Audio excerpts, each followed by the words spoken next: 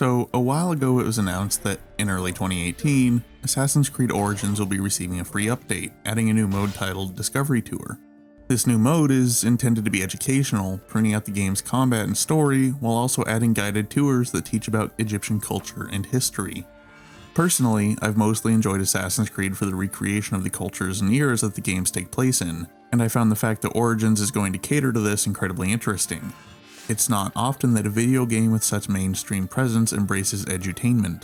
Matter of fact, the only other instance that comes to mind of a game with such clout doing so is Minecraft's Education Edition. Some view the idea of edutainment with disdain, feeling that video games have no place in the classroom. I strongly disagree. Video games can develop skills that are beyond what is traditionally taught in many schools.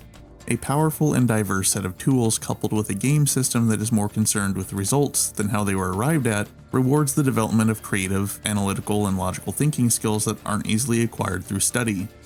The fact that a game series as well known as Assassin's Creed is heading in this direction is quite exciting. Video games have a lot of potential beyond the realm of entertainment, and today I'm going to present to you a couple of my personal favorites that demonstrate this perfectly: Factorio and Opus Magnum. Factorio is a bit odd. It's an open-world survival game with crafting, but it quickly evolves beyond that into a game of management, planning, and problem-solving. Whenever you start a new game, you are plopped down into a randomly generated map with little in the way of starting resources and the end goal of launching a rocket into space. While you start off the early game mining resources by hand, this method is incredibly slow and inefficient, and the various tools that the player can craft lend themselves greatly to setting up some form of automation. Mining drills, inserters, and conveyor belts form the basis of this, and even though these earliest devices are burners that require some form of fuel to function, their quick access allows for sooner experimentation. And the increasing amount of material required for research and advancement to electrical power all but requires the player to set up a basic foundry. Sure, at this point it'll likely be a mess, but it has the player thinking about mechanizing systems and the processes required for such. This is the point where Factorio really hits its stride. Like most crafting-centric games, the idea is to continue moving forward, researching new tech, and creating new tools. Unlike most, Factorio's focus on industrialization encourages the player to think of ways to automate the mundane. As they gain experience with automation, most players will think to set up factories that create the basics they use for expansion, and others yet may piece together the basics of a main bus, a stretch of belts that ferry processed materials and intermediate products. Automating the production of conveyor belts, inserters, splitters, and more keeps the player flush with tools, while a main bus means that necessary materials are always nearby. This leaves the player more time to focus on expansion and discovering new ways to utilize the tools at their disposal. As you continue to expand your operations and discover new facets to Factorio's systems, you will undoubtedly begin to notice flaws and inefficiencies in your designs. Thankfully, Factorio is pretty forgiving. Whenever you break anything down, it simply returns to your inventory, ready to be placed again. Quite helpful, since you'll be doing this a lot. Factorio is a game of incremental improvements. Experience yields a greater understanding of efficiency and automation, as well as the game's mechanics, and it won't be terribly long before you start picking out different aspects of what you've built that could be better. Why are these belts not balanced properly? Why are my mining drills not supplying enough copper? Etc. Problems like these that seem small at first often compound on themselves, making it fairly commonplace for an issue to only present when your lines are operating at load. As such, taking a wider look at your facility becomes a pretty common task, as even small improvements can have a dramatic impact on efficiency. Due to this continual cycle of expansion and renovation, a common skill that players pick up on is how to compartmentalize. Tying in nicely with a main bus, a modular setup where necessary materials are split off from the bus into a nearby factory complex is quite popular. Utilizing such a design makes for easier modification if something doesn't work out how you envisioned.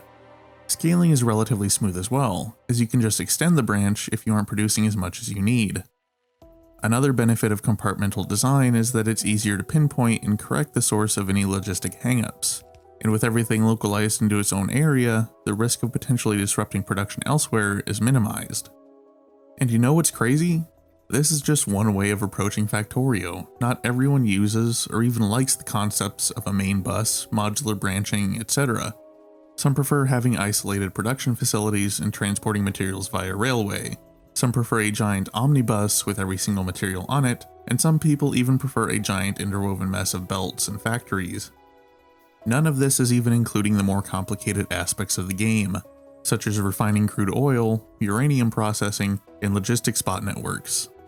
Factorio continues to break my brain in the best way possible. Every time I pick it up, I find myself learning something new, and for a game to push my logical thinking as hard as Factorio has is incredibly satisfying on a level that I don't think I can really express. Its simple yet flexible set of tools and freeform style let the player learn through doing, teaching themselves how to play and crafting not only their own factory, but their own play experience as well.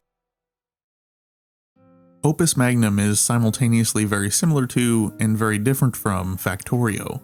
For those of you who are familiar, Opus Magnum was developed by Zachtronics, known for their well-made puzzle games such as Infinifactory, and is a relatively traditional puzzle game based on the concepts of alchemy.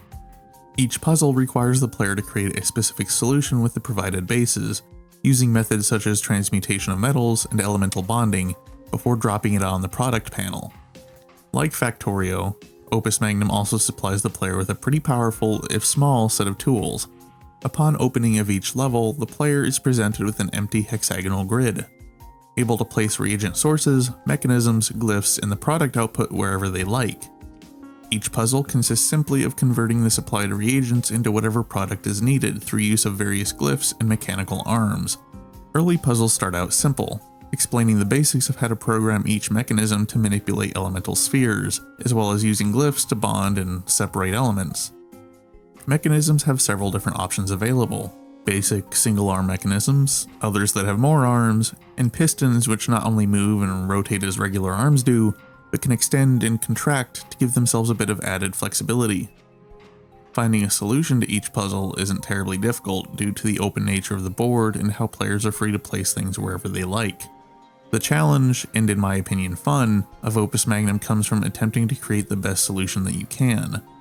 Whenever you complete a puzzle, you are presented with a screen showing the number of turns taken, the size of your machine, and the cost of materials used in it.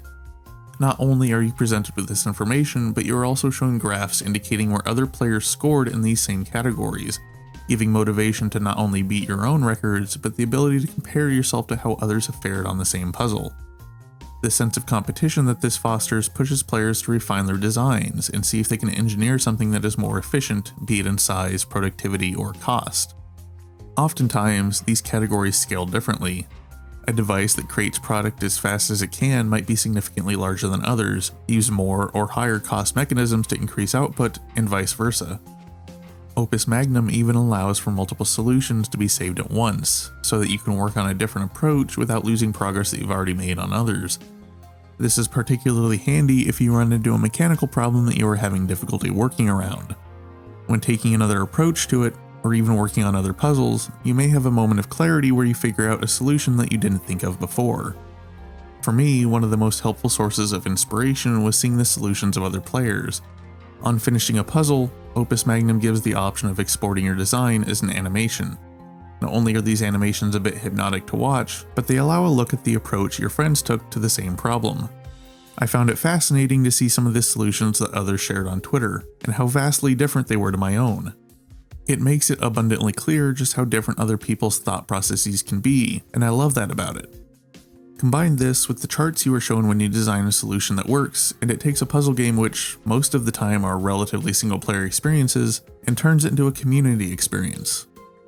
Not only does the competitive edge draw people to try different things and find new solutions, but the community shares with and learns from each other.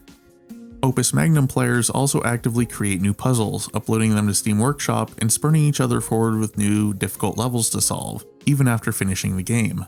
It's a community perpetually challenging itself, and I absolutely love it. So that's that then. Hopefully I did Factorio and Opus Magnum justice. I feel they are great examples of what games can do to get players thinking critically and learning new things while having fun. Games that actively push the player to work on various reasoning and creative skill sets rarely enter the limelight, and I just wanted to do what I could to bring these two some more attention. They're both fantastic games and deserve more love than they get. Every time I play them, I find myself learning and discovering new ways to play with the games and their tools, and having a blast doing it. If either of these games interest you, I highly recommend checking them out. I'll leave links to their Steam pages in the description, as well as Factorio's website where you can download a demo that takes you through the tutorial campaign to get a feel for the game. Thanks for watching.